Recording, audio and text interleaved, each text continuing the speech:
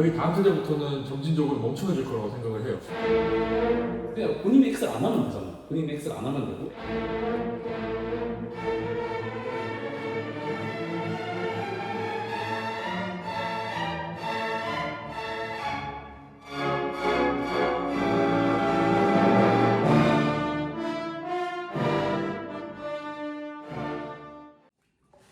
네, 오케이. 2. 네, 그럼 그 다음 주제인데요. 이건 저도 개인적으로 관심이 많은데 약핑 관련된 주제거든요. 올게 왔구나. 네, 약핑에 대해서 되게 생각이 많아요. 저도 요즘에. 왜냐면 좀 되게 도움이 되고 있는 것 같아요. 크립토 시장에. 근데 건강하냐 하면은 솔직히 잘 모르겠거든요. 그래서 저 주변에 이제 약핑 문화에 대한 견해가 좀 궁금합니다. 저는 저부터 먼저 하자면 저는 건강하다 보고 있어요. 오히려. 일단 왜냐고라고 했을 때 일단 돈을 준다는데 안 할 이유가 있는가. 그리고 저는 약간 그런 주의거든요. 이게 각자 피해를 주지 않는 선에서는 돈을 버는 행위에 대해서 그 누구도 서로한테 뭐라 하면 안 된다. 왜냐면은 직업에 기천이 있는 것도 아니고 진짜 누구는 정말 밥 먹을 돈이 없을 수도 있잖아요. 그럼요. 근데 그런 사람들이 야핑을 하는 걸로 뭐라 하면 안 된다고 저는 생각을 해요. 그래서 일단 기본적으로는 야핑에 대해서 그렇게 의견이 있진 않았어요. 근데 이제 사람들이 뭐 싸우는 이유 중 하나가 이게 너무 노이즈가 심하고 뭐 이래도 되느냐인데 X라는 공간이 공공재인가? 저는 그것도 그렇게 생각은 안 하거든요. 그냥 본인이 X를 안 하면 되잖아요. 본인이 X를 안 하면 되고 X라는 공간은 그냥 사유 어떤 주식회사의 그냥 소셜 네트워크인데 내가 뭐 그걸 공공재라고 할 수 있는가? 그것도 아니야. 그럼 그것도 이제 패스하고 그래서 어차피 저는 이 어텐션 이코노미에 대해서 엄청나게 좀 지지를 하는 편이었었고 그리고 카이토 초반부터 저는 되게 이 약에 대해서 엄청 긍정적으로 얘기를 했었어서 일단 약빙 자체에 대해서 부정적인 의견이 크게 없다로 하면은 이제 스티브가 좀 부정적인 의견을 좀 해주시겠죠? 그렇죠. 네. 사실 저 같은 경우는 그러니까 그런 것 같아요. 그러니까 트위터가 공공재는 아니지만 결국에는 트위터를 여태까지 트위터가 크립토 마케팅 또는 크립토의 스토리를 푸는 메인 창구였는데 이게 계속 지속되면은 트위터가 망가질 거다. 그 채널로서의 어떤 역할을 이제 상실하게 될 거다라는 생각을 하는 거고 그럼 그렇게 되면 다른 채널을 찾아야겠죠? 아니면 이제 그런 것들의 어떤 필요감이 분명히 있을 것 같고 두 번째로 저는 야핑 자체보다는 카이토를 더 거시적으로 카이토에 대해 불리시하냐 저는 아니어가지고 다 팔았거든요. 최근에 다 팔았고 왜 그러냐면 결국에는 실제로 퀄리티 있는 프로젝트들이 많이 없는데 야핑을 통해서 디스트리뷰션을 하고 그냥 토큰 덤핑하고 이제 끝나는 이 사이클이 얼마나 이제 지속 가능하겠냐라는 스스로의 질문을 되게 많이 하는 편이고 저는 저번에 수빈님 개인적으로 만나서도 얘기했었는데 저는 카이토를 보면서 셀레스티아가 많이 떠오르는 것 같아요. 그러니까 뭔가 카이토를 가진 사람들에게 새로운 프로젝트에 에어드랍을 해주고 이걸 갖기 위해서 카이토를 사가지고 스테이킹하는 플로우가 어떤 플라이휠을 그린 건데 결국에는 셀레스티아도 처음에 뭐 셀레스티아 스테이킹하면 셀레스티아 위에 올라와 있는 롤업들 토큰 주겠다고 해가지고 처음에 가격이 엄청 올라갔다가 이 롤업들의 퀄리티가 별로 안 좋으니까 떨어진 것처럼 결국에는 카이토도 처음에는 당연히 좋았죠. 처음에 막 애니메 하고 막 이럴 때 되게 좋았는데 초창기에 되게 좋았어. 지금 어떻게 보면 올라오는 프로젝트들 보면 다 처음 들어보는 뭐 미맥스 뭐 전 알지도 못하고 뭐 지금 세이도 하고 또 인젝티브 들어오는 순간 사실상 이미 인젝티브가 사실 뭘로 유명하냐면 트렌드 한 반년 늦기로 유명해요. 유명한데 그래서 이제 인젝티브가 들어왔다고 하면 사실상 거의 끝물이라고 저는 개인적으로 생각해요. 인젝티브에 대한 안 좋은 감은 없습니다. 약간 트론 같은 인젝티브 진짜 열심히 하는 팀이고 제가 좋아하는 팀인데 그냥 항상 트렌드는 늦어요. 하나 트렌드 막 AI 막 다 막 하고서 끝날 때쯤 갑자기 우리 AI 해 이렇게 하는 애들인데 카이토 딱 얘네들 들어온 거 보고서 아 이제 좀 카이토도 끝물이겠다 싶어서 사실 이제 카이토에 대한 저에 대한 제 개인적인 긍정적인 감정들은 많이 사라졌고 그래서 얍스도 저는 그냥 제가 그냥 원래 하던 것들을 하면서 얻으면 그냥 그만인 거지 뭐 얍스를 위해서 어떤 특정 컨텐츠를 쓰거나 특정 프로젝트에 대한 이야기를 하거나 하지는 않아요. 그래서 저는 개인적으로 제가 좋아하던 리서처들이 이렇게 얍스에 의해서 투닥되는 모습을 보면서 그냥 개인적으로 그냥 좀 안타까운 부분들이 좀 있는 것 같아요. 특히 이제 뭐 우리 리자ung 형님 같은 경우는 저 되게 좋아하는 형님이고 지금도 되게 존경하는 형인데 그 전까지 이미지 뭔가 이더리움의 수호자 같은 느낌이었는데 지금 뭔가 뭐 형님들 하면서 뭐 뉴튼 얘기하고 하잖아요. 물론 그게 저는 좋다 나쁘다의 그 결정적인 관점은 아니에요. 그냥 제가 개인적으로 되게 좋아하고 인사이트를 얻었던 사람이 이제 지금은 저에게 단순히 노이즈를 만드는 사람이 되어버린 거죠. 그래서 당연히 뭐 뮤트를 하진 않았지만 제가 좋아하는 형이니까 특정 리서처들이나 특정 해외 KOL들을 제가 좋아하던 리서처들 중에서 이렇게 변해버린 사람들은 제가 다 뮤트를 하고 그냥 언팔로우를 하고 있거든요. 그러니까 점점 제가 정보를 얻을 수 있는 소스가 줄어들고 있는 건 사실인 것 같아요. 리자몽 무트했을 것 같은데. 열심히 보고 저는 그러니까 이장호 형님도 보셔야겠는데 이장호가 이거. 사이다가 하는 거고 제가 확인하겠습니다. 하고 있어요. 좋아요. 팔로우 하고 있어요. 하고 뮤트도 안 했습니다. 야 이게 인증 빡세네. 그냥 제가 이제 너무 그러니까 최근에 해킹도 당하고 했으니까 얼마나 이제 생계를 유지하시고 이러는 거 필요하죠. 그러니까 아까 말씀하셨던 것처럼 누군가에게는 이게 굉장히 중요한 그 소스 오브 인컴이 될 수 있고 저도 사실 카이토 하면서 되게 쏠쏠하게 얻은 것도 많고 한데 그냥 이 자체가 뭔가 저는 라우드가 중요한 것도 그런 거 생각해요. 그러니까 라우드가 하려고 했던 거는 어텐션을 만들면 이게 자연스럽게 이 토큰의 매수로 이어질 거라는 실험이었는데 사실 이게 좋게 끝나진 않았잖아요. 그러다 보면서 뭔가 전 라우드가 카이토의 어떤 플라이 힐에 오히려 정면 반대되는 어떤 반박을 했던 것 같아서 저는 그걸 보면서도 이제 많이 얘기한다고 이게 과연 사람들의 매수사로 이어지느냐는 아닌 것 같은데 그럼에도 불구하고 한국 쪽에 왜 야핑을 되게 많이 하느냐라고 했을 때 그건 거래소 상장이지 않느냐. 그래서 근데 거래소 상장이도 똑같은 것 같아요. 거래소 상장시키고 덤핑하고 많은 거니까 저는 이런 플라이휠이 얼마나 갈지는 모르겠지만 긍정적인 측면은 그래도 한국에 있는 수많은 사람들을 먹여주고 있다.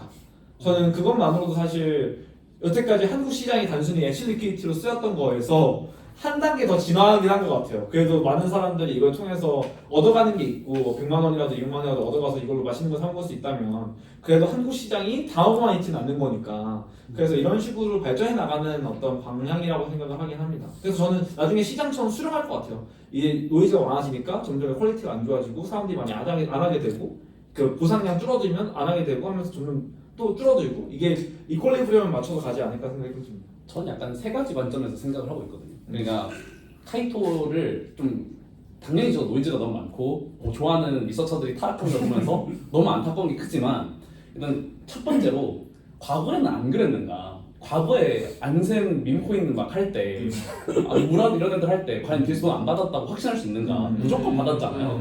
근데 이 시장 자체가 그 사람들이 이걸 독점하고 사실은 피해자가 훨씬 더 많았던 시장에서 오히려는 그냥 이게 대놓고 마케팅이라는 걸 알아보니까 피로도는 늘었지만 사실상 피해자는 더 적을 수도 있겠다 라는 생각이 일단 첫 번째가 있고 두 번째는 만약에 우리 포폴사가 이걸 해야 되냐 말아야 되냐라고 저한테 질문을 한다면 저는 하라 할 것 같아요. 그건 진짜 인정. 왜냐면은 진짜 지금 이 야핑을 안 하고 정말 순수 실력으로 뭔가 이 모든 마켓을 뚫을 수 있는가 정말 쉽지 않은 시장이라고 생각하거든요. 결국에 유저들은 인센티브 베이스에 따른 게 좀 크립토 시장의 어떤 논리고 그러면 이 야핑 말고서 마케팅 수단으로 정말 효율적인 걸 낼 수 있느냐? 그건 또 아니니까. 그래서 세 번째는 그 최근에 코필라스 포녀님이 이 한국에 덤핑하는 거에 대해서 글을 써주셨잖아요. 네. 저 너무 동의하는데 사실 저는 이게 야핑 문화에 대해서 화가 날 게 아니라 그냥 이 시스템 자체가 전 잘못되었다고 생각을 해요. 그냥 거래소가 잘 모르는 것 자체가 저는 문제라고 생각을 하거든요. 그러니까 거래소라면 프로젝트에 DD를 좀 하고 그러니까 왜냐면 이게 사실 카이토가 아니 그 트위터가 사람들의 어떤 홍보 수단이라고 하지만 사실 엄청나게 비대칭적인 수단이잖아요. 한국 지금 트레이더 700만 명, 500만 명 이렇게 있는데 트위터 몇 명이 나겠어요? 몇십만 명 하겠죠, 대충. 근데 어차피 비대칭 공간이었었는데 이 사람들 그냥 먹여주겠다고 상장을 하는 것 자체가 저는 좀 웃기는 거라고 생각을 하거든요. 그래서 저는 거래소의 DD 프로세스가 훨씬 더 투명하고 공개적으로 바뀌어야 되는 거지 이 야핑에서의 어떤 덤핑 자체가 잘못된 건 아니라고 생각을 해요. 상장 자체를 더 빡세게 하면은 그런 문제가 없을 거라고 저는 생각을 하거든요. 근데 그렇게 되면 상장을 안 하게 되면 사실 가격적으로 업사이드가 많이 줄어들게 될 거잖아요. 업사이드가 줄어드는 거는 그 야핑하는 사람들의 몫인 거죠. 그러니까 그렇게 되면서 이제 야핑 자체가 좀 줄겠죠. 네. 카이토의 영향력도 많이 줄고 그러니까 이런 식으로 뭔가 시장 균형을 맞춰 나가지 맞아. 않을까 하는 게 저의 생각인 거고 그러니까 저는 뭔가 맨 처음 카이토가 나왔을 때는 얘들이 인포파이라는 새로운 어떤 섹터를 만들어냈고 파이오니어로서의 어떤 가치가 있었어서 좀 진짜로 뭔가 시장을 한번 전반적으로 다 뒤집어 엎을 줄 알았어요. 처음엔 저도. 그래서 저희 회사 내부적으로도 뭔가 카이토를 되게 스트레치릭하게 사용해야 된다는 생각 되게 많이 했었어가지고 개인적으로도 카이토를 구매하고 NFT도 사고 해가지고 뭔가 이걸 최대한 활용해서 리서치 회사로서 이걸 레버리지 하자는 생각을 할 정도로 굉장히 크게 왔었는데 이게 바뀐 생각은 그냥 어느 정도 굉장히 훌륭한 마케팅 어떤 툴로서 사용되는 거는 인정하지만 뭔가 저희가 처음에 생각했던 것만큼 굉장히 큰 수단으로는 보이진 않는다. 그게 저의 생각인 것 같아요 지금. 근데 저는 좀 다르게 생각을 하는 게 진짜 큰 수단이라고 생각하거든요. 왜냐면 저희는 토큰을 어떻게 보면은 TG까지 기다리고 그 다음에 엑싯을 하는 상황이잖아요. 그러면 밸류에이션들을 저희는 계속 트래킹할 수밖에 없어요. 다른 프로젝트는 밸류가 얼마인가를 봤을 때 진짜 최근에 야핑을 안 하고 TG를 했을 때 정말 밸류가 피어 비교했을 때 괜찮게 나오는 프로젝트가 있었나 라고 하면은 진짜 없거든요. 근데 야핑을 통해서 한 프로젝트들이 어느 정도 사람들이 인지도가 있으니까 어느 정도 슈퍼 매도세를 좀 막아줘요. 그래서 저는 정말로 디테일하게 트레이딩 관점에서 생각을 했을 때 밸류를 좀 지켜주는 역할도 분명히 있고, 그래서 저는 그래서 솔직히 정말 다 내려놓고 얘기하면은 카이토 없었으면 다 뒤졌을 알 텐데 카이토 덕분에 그나마 지금 시장이 그나마 살아 있는 거다라고 저는 항상 얘기를 하고 다니거든요. 근데 저는 사실 근데 이게 카이토가 디스트리뷰션 채널로서 그러니까 카이토를 야핑을 하게 되면 분명히 에어드랍을 해줄 거라는 걸 사람들이 알게 되면 사실 매수도 저는 안 할 거라고 생각하거든요. 왜냐면 이니셜 덤핑이 생기니까 무조건. 그러니까 저는 사실 그렇게 생각해요. 그러니까 과연 그러니까 그게 과거에 if는 없지만 카이토가 있었기 때문에 좀 아이템들이 살았냐? 사실 저는 그거는 어떻게 보면 모르는 거잖아요. 사실 저는 모르는 거라고 생각하거든요. 그러니까 카이토를 했기 때문에 밸류에이션이 잘 된 프로젝트들이 모르겠어요. 지금 어찌됐든 뭐 휴머니티 같은 경우도 그렇고 지금 펌핑되는 애들도 되게 많으니까 그러니까 카이토를 무조건 거쳐갔다고 해가지고 막 사람들이 이거 매수하고 사느냐 이건 사실 저는 이미 라우드가 증명했다고 저는 개인적으로 생각을 하는데 라우드는 되게 단적인 거긴 하지만 어쨌든 뭔가 좀 카이토에서 떠든다고 해가지고 이것이 뭔가 사람들이 매수를 하게 된다라는 걸로 직결되지는 않는다고 개인적으로 생각을 하긴 해요. 그리고 두 번째로는 이 카이토에 어떤 게 올라가면 무조건 누군가는 에어드랍을 크게 받으니까 사람들이 이제 카이토에 올라간 애들은 TG 할 때 사지 말아야겠다 라는 생각을 무조건 나 앞으로 할 거라고 생각하거든요. 그럼 이게 초기 매수세는 분명히 저는 앞으로는 좀 떨어질 거라고 저는 개인적으로 생각하기 때문에 그런 측면에서 과연 이 카이토 리더보드에 올라가고 카이토에 어떤 상장을 하여 있는 프로젝트들이 TG를 했을 때 초기 매수세가 받쳐준다라는 거가 얼마나 지속 가능한 모델이냐라는 거에 대한 스스로 퀘스천이 계속 하던 것 같아요. 저는 진짜 지금 이제 빌더 관점에서 좀 되게 궁금했던 건데 저는 그 프로덕트나 토큰을 사야 되는 이유나 가치를 얘기할 때 한 줄로 정리 안 되면 잘 안 사거든요. 그러니까 제가 생각한 카이토의 토큰이나 BM은 전 좋다고 생각해요. B2B 세일즈니까 어쨌든. 근데 토큰 입장에서 봤을 때 이게 인포파이든 뭐가 됐든 그러니까 사람들이 양질의 글을 많이 소셜 플랫폼에 생산을 하는 게 돈이 되나?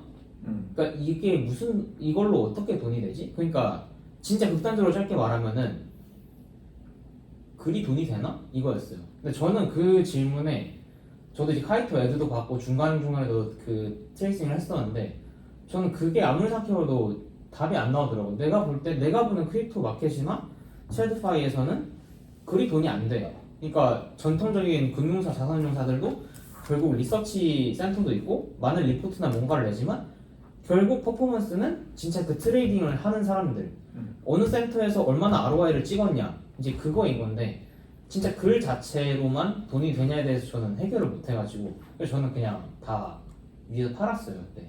그거에 대해서 어떻게 생각하시는지가 되게 궁금했어요. 저는 사실 그거에 대해서는 돈이 된다고 생각하긴 해요. 어느 정도는. 왜냐면 아까 말씀하셨던 것처럼 이 시장을 프라이스를 드라이브 하는 사람들이 뭐 안쌤이나 이런 사람들이 글을 올리는 걸로부터 시작이 됐었던 거니까 무라드나 이런 사람들도 그랬던 것처럼 사실 어쨌니까 저는 카이토가 이미 검증된 시장에서 이걸 시작했다고 생각하긴 하거든요. 왜냐면 밈코인 슈퍼사이클이라는 것도 결국에는 누군가 그 밈코인에 대해서 올리고 그거에 대한 컨텐츠를 쓰고 누군가가 매수해가지고 가격이 올라가고 하는 모든 사이클들을 한번 카이토는 겪고 그 다음에 우린 이걸 좀 더 레지리메시를 갖춰서 해보자라고 했던 게 인프파이라고 생각을 하는데 저는 이게 얼마나 지속 가능한지는 모르겠다라고 생각하는 게 첫 번째고 두 번째로 사람들이 인식하고 인지하는 거에 떠나서 이제 앞으로 뭔가 얍수를 보면 이제 오히려 더 대놓고 광고긴 한데 처음에는 좀 대놓고 광고 같지 않았어요. 오히려 뭔가 처음에는 좀 뭔가 애니메 이때까지만 하더라도 그냥 뭐 글 쓰고 하고 뭐 얍수 받고 하는 게 근데 얍수에 대해서 좀 다들 인지를 못했을 때니까 그냥 되게 오게닉하다보다 오게닉하게 뭔가 그게 퍼진다 이렇게 생각했는데 이제는 뭔가 새로운 거 올라오면 그냥 다 일단 광고라는 생각을 하게 되니까 이게 얼마나 이게 지속 가능하고 초기에 카이토에 올라왔던 프로젝트의 퍼포먼스와 지금 퍼포먼스는 좀 확연히 다를 거라고 생각을 전 개인적으로 하고 저도 마찬가지로 얍스 통해서 번 모든 토큰들 다 팔았어요.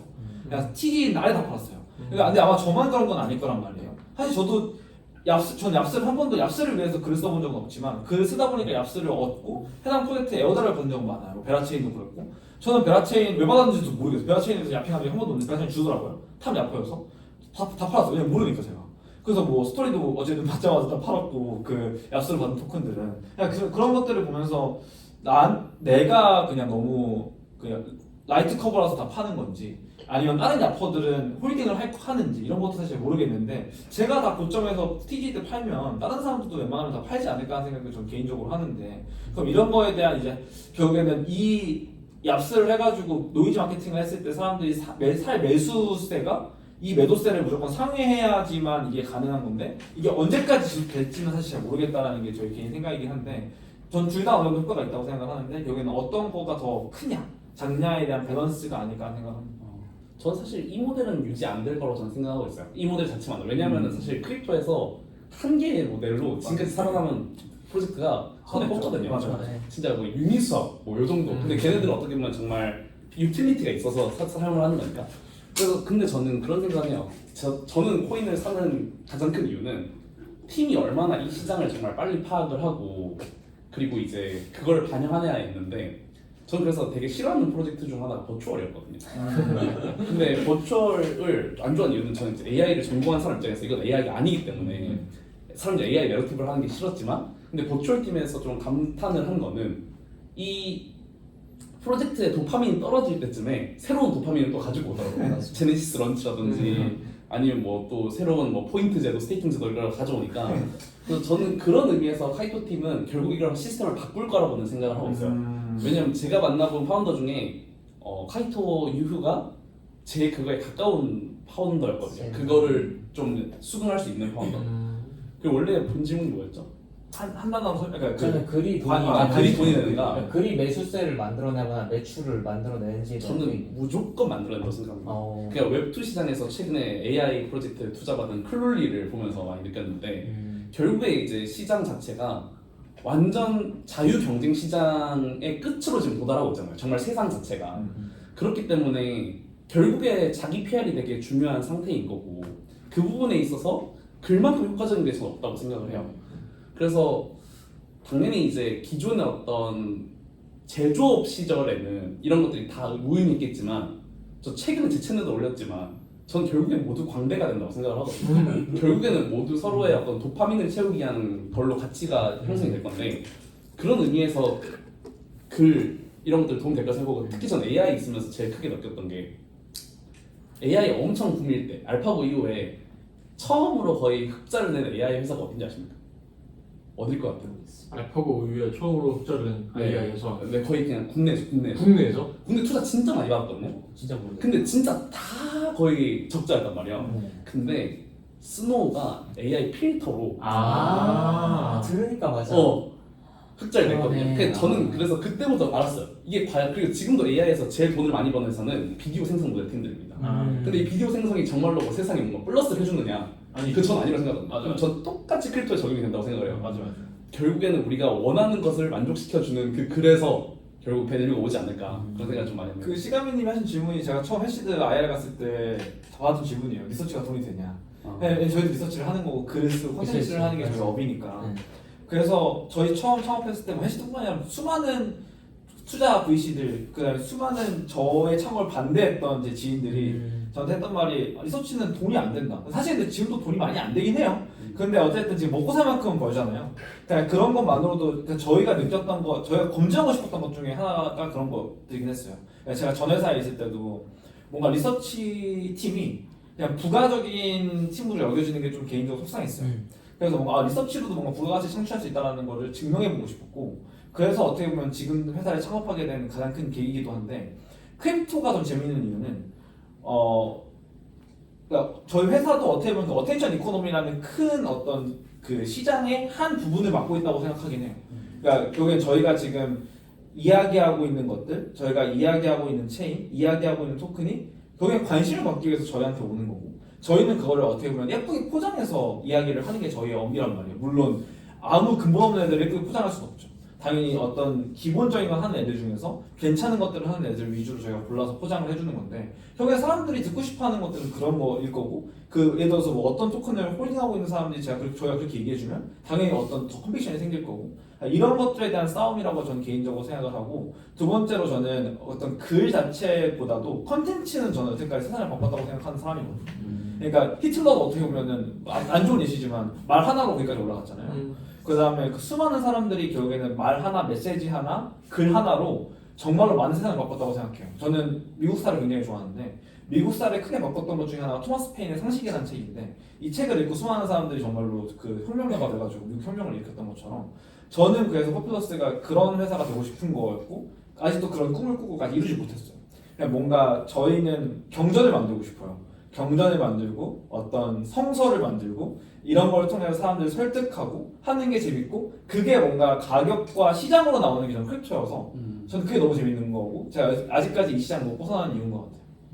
그리고 약간 또 추가로 하자면 라우드에 대해서 좀 많이 생각을 전 했었는데 저는 어텐션은 약간 연료 같은 거라고 생각을 해요. 결국에는 펀더멘탈이 있는 팀이 승리하는 게 맞는데 맞아요. 근데 이런 펀더멘탈이 있는 팀이 어텐션까지 갖췄을 때 이거 엄청나죠. 말이 안 되라고 생각하고 그래서 포퓰러스 저 피칭 아직도 전 기억을 하거든요. 근데 포퓰러스 피칭에서 그 질문을 사이먼이 했었고 근데 사이먼이 포퓰러스를 되게 좋아했던 가장 큰 이유 그리고 저도 되게 동의했던 이유 중 하나는 결국에 이 글을 바탕으로 갈 수 있는 길이 너무 많다. 그래서 저는 이제 사실 거의 다 야퍼거든요. 그냥 리서치도 야퍼고 글씨도 야퍼고 다 야퍼인데 마음이 아픈 사람이 다 야퍼인데 얼마나 본인의 펀더멘탈을 같이 가져갈 수 있느냐가 맞아요. 거의 이 시장의 거의 승리의 어떤 하나의 요인이 아닌가 그렇게 생각합니다. 저도 글 관련돼 가지고 조금 하나만 제 생각 얘기하자면은 글이 돈이 되느냐는 사실 인간 역사에 있어서 변하지 않는 가치였던 것 같고 지금 굉장히 최근에 들어가지고 이거에 대한 의문이 드는 시대가 아닌가 싶은데 저는 결국 거기로 귀결된다고 생각, 다시 글로 귀결된다고 생각하는 게 저는 그 저희 세대까지가 딱 이전 세대보다 똑똑한 세대고 저희 다음 세대부터는 점진적으로 멍청해질 거라고 생각을 해요. 그럴 수밖에 없어요. 이거는 사람의 뇌는 멀티태스킹을 안 하게 디자인이 되어 있다고 하잖아요. 근데 핸드폰 하나만으로도 멀티태스킹을 너무 많이 하거든요. 비단 동영상 보는 것뿐만 아니라 트위터에 글을 짧게 여러 개 보는 것도 멀티태스킹이에요. 그러면 뇌가 계속해서 되게 그 단선이 될 수밖에 없고 기억력 짧아지고 다 느끼시잖아요. 크립토 하는데 멍청해지는 거. 뇌가 녹잖아요. 근데 지금 우리 어린 세대들은 책으로 배우는 게 아니라 동영상으로 보고 틱톡 배우고 하는데 진짜 이제 세대가 망해가는구나 가끔 느낄 만큼 진짜 절망적인 상황이 오는데 그럴 때일수록 점점 더 숏폼 숏 비디오 이런 거 있는데 그게 결국은 글로 귀결돼서 우리가 읽어왔던 책 같은 거 말고 그들이 원하는 정보를 어떻게 최대한 간략하게 또 그들의 수준에 맞춰서 쓰느냐가 결국 돈이 될 거라고 생각하거든요. 똑같은 정보이더라도 포퓰러스 리서치 같은 것도 굉장히 잘 쓰고 멋있고 하지만 그거를 이해할 수 있는 사람이 적어질 거예요. 점점 제가 생각하기에는 그러면 그 시대에 맞춰서 포퓰러스 리서치를 그 시대에 맞춰서 적으면 그게 그들에게 들어가는 거고 그게 돈의 유입을 이뤄낸다고 생각하기 때문에 글은 결국엔 돈이 될 수밖에 없다고 봐요 저는. 너무 신기한 관점이네요. 저는 사실 글이든 책이 저는 크립토 책도 시중에 나온 것 같아요. 거의 다 보거든요. 진짜 거의 다 봐서 한 몇십 권을 쌓아놓고 동명기간 때 진짜 싹 다 봤거든요. 그때 그 토크노믹스 책 썼던 것까지도 다 봤었는데 비트코인과 지정학 이런 것도 다 읽으시나요? 진짜 거의 다 봐요. 근데 원래 저는 글을 읽는 거나 쓰는 걸 좋아하는데 근데 너무 이제 크립토에 저도 내가 녹다가 어느 순간부터 아예 정반대가 돼버려가지고 그러니까 매트릭스가 없는 거를 아예 그냥 안 사더라고요. 제가 스스로가.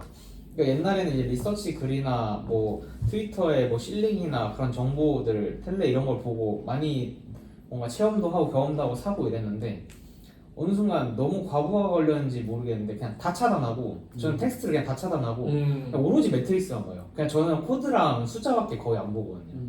그래서 투자나 뭔가 애드작은 아니지만 어쨌든 프로토콜을 쓴다고 할 때 그것도 다 그냥 코드랑 숫자 얼마 퍼포먼스 나오는지 그냥 그런 거 위주만 봐가지고 그래서 좀 되게 궁금했어요. 그러니까 아직도 많은 사람들은 나가지 않을 것 같은데 시장은 분명히 그렇지 않은데 지금 상장된 것만 해도 나랑 다른데 진짜 이게 계속 글이라는 게 가치가 있는지 약간 희망회로?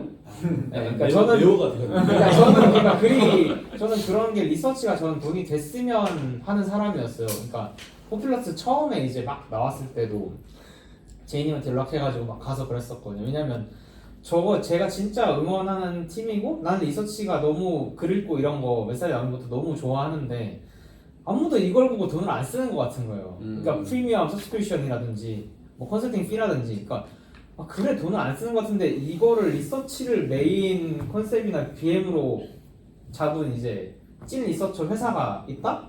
그래서 저는 이게 되게 잘 됐으면 좋겠다라고 생각을 했었어요. 근데 어쨌든 이렇게 의견을 들어보니까 아직 희망이 있는 것 같다. 근데 사실 모든 글이 돈이 될 필요는 없죠. 맞아요. 모든 글이 돈이 될 필요 없고 매트릭스로 비유하자면 빨간 원피스 입은 여자 같은 존재가 돼야 되는 거죠. 진짜 정말 주목을 받을 수 있고 근데 그만큼 영향가도 있고. 맞아요. 그래서 저는 사실 제가 제 인생에서 중요한 제가 되게 인상 깊었던 책 중에 하나가 그 경쟁의 정말이라는 책이에요. 그 피터 드러커가 쓴 책인데 저는 그걸 보면서 좀 되게 세상에 대한 제 관점을 많이 바꿨는데 경쟁의 정말이라는 책이 이제 왜 나치즘이 독일에 이제 전파가 됐느냐. 근데 독일은 사실 지성인의 나라였잖아요. 가장 이성적이고 논리적인 사람들이 모인 국가에서 가장 비이성적이고 비논리적인 사상이 국가를 지배했단 말이에요. 저는 그래서 항상 느끼는 거는 당연히 저희도 지표 보고 당연히 보지만 항상 저 스스로가 어떤 거에 끌리냐라고 느꼈을 때 울림이 있는 글에 좀 더 많이 끌리더라고요. 뭔가 제가 여태까지 어떤 글을 읽고 뭘 매수했을 때 잘 된 경우들을 보면 그런 애들이 막 엄청 숫자나 지표들을 막 많이 올렸냐 그런 건 전혀 안 했고 그냥 이 사람이 그리는 세상이 너무 저한테 감동을 주는 거예요. 그래서 저는 그런 글들을 많이 읽고 저는 그런 글들과 그런 비전들을 많이 보고서 투자를 했는데 잘 안 되는 경우도 많죠.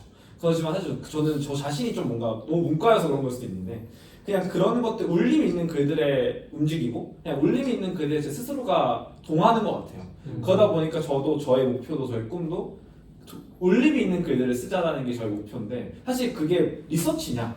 라고 하면 조금 누군가에게는 아니라고 생각할 수도 있지만 저는 결국엔 리서치는 그냥 기본이 돼야 되는 거고 이 위에다가 뭔가를 빌드업 해야 되는 게 앞으로 저희가 나아가야 되는 스텝이 아닌가 하는 생각이 들고 저희가 어쨌든 델파이 메사리 같은 사람들이랑 싸워야 되는데 그 싸움에서 이길 수 있으려면은 이 일을 잘해야 되는 거예요. 리서치는 기본이 돼야 되는 거고 그래서 저는 좀 뭔가 앞으로도 저는 그런 쪽으로 투자를 계속 하지 않을까 생각이 들고 그러니까 좀 블록체인 항상 사람들이 네이션 스테이트라고 하잖아요. 뭐 이게 더 발전되면 종교가 되는 거고 저는 그래서 항상 인문학적으로 많이 접근을 하려는 것 같고 인문학적인 울림을 줄 수 있는 커뮤니티 또는 리더들이 또 이 업계에서 되게 많은 사랑을 받는 것 같고 하이퍼리케도 사실 전 그런 쪽에서 종교가 되어가고 있다고 생각을 하는 입장이기도 합니다.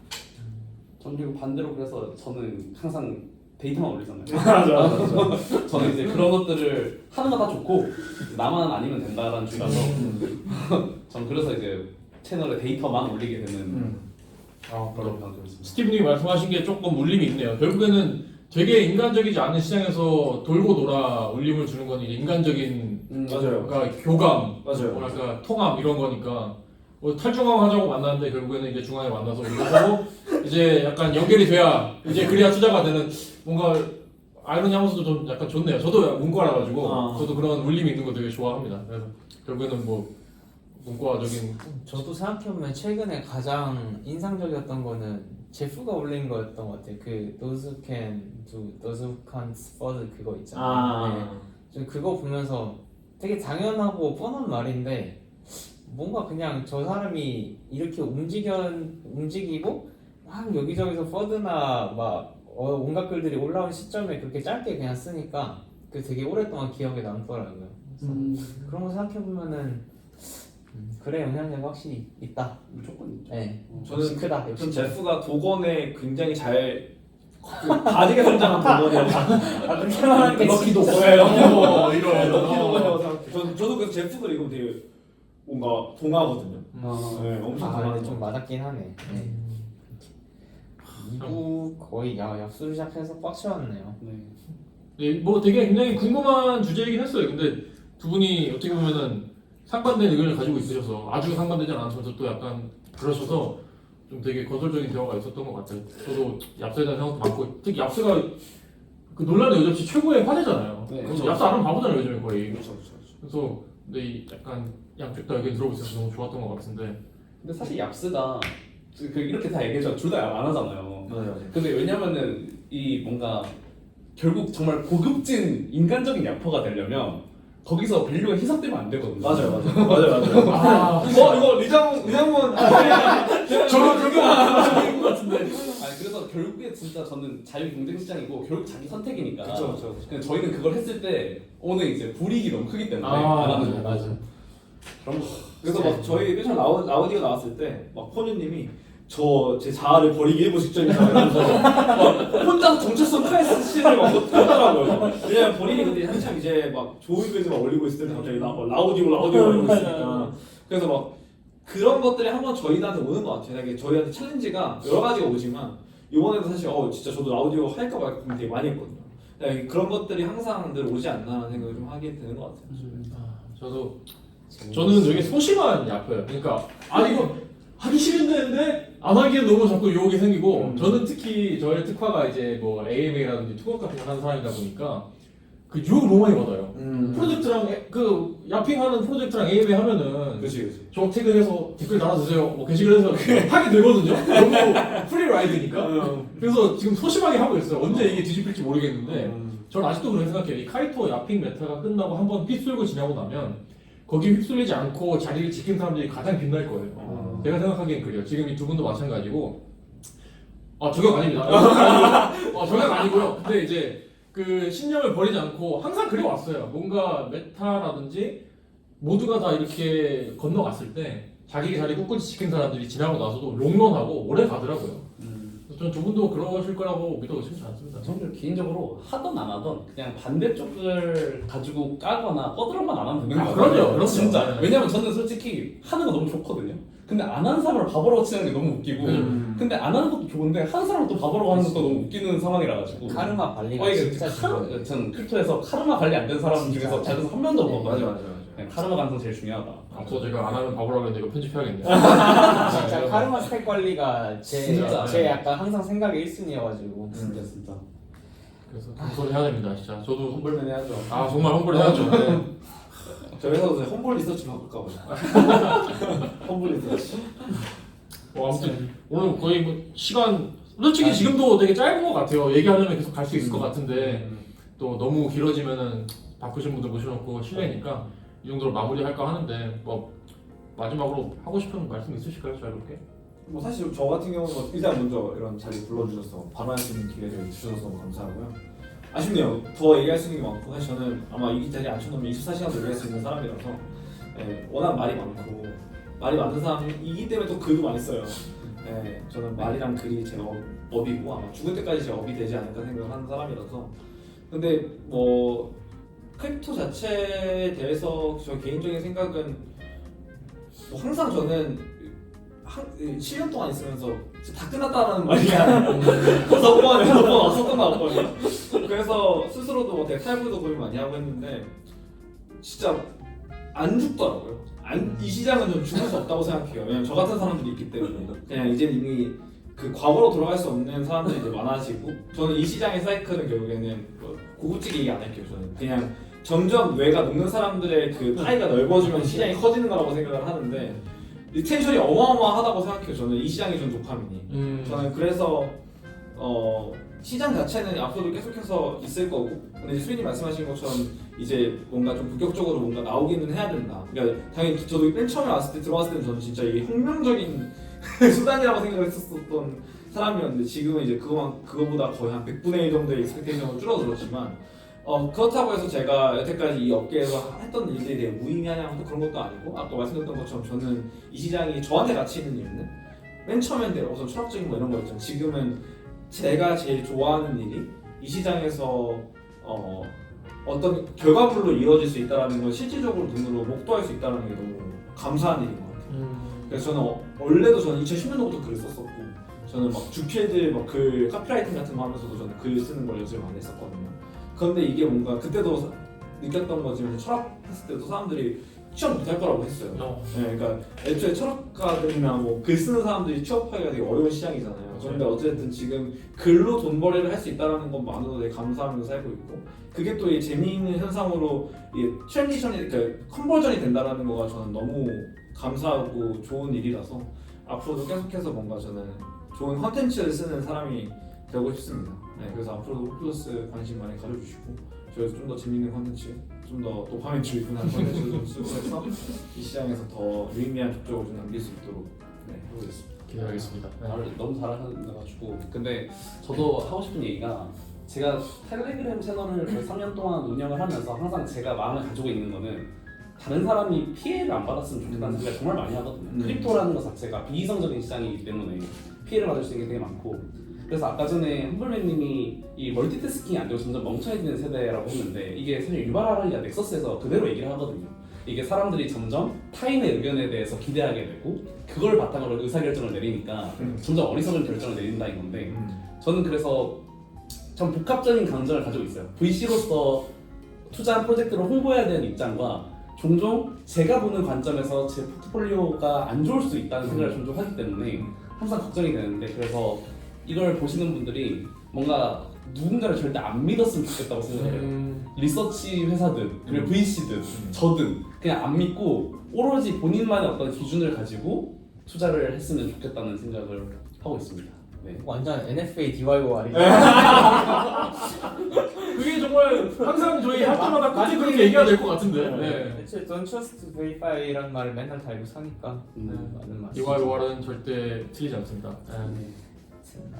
오늘 나와주셔서 두 분 다 너무 감사하고 또 예정하지 않으니까 서로로 너무 좋습니다. 오늘 못한 얘기들이 너무 많아서 네. 한 24시간 진짜 얘기할 수 저 있어요. 2사장 얘기할 수 있죠, 진짜. 고급 인력 분들이시기 때문에 네. 시간 내주셔서 너무 감사합니다. 네, 감사합니다. 오늘 마무리하도록 할게요. 네, 감사합니다. 진짜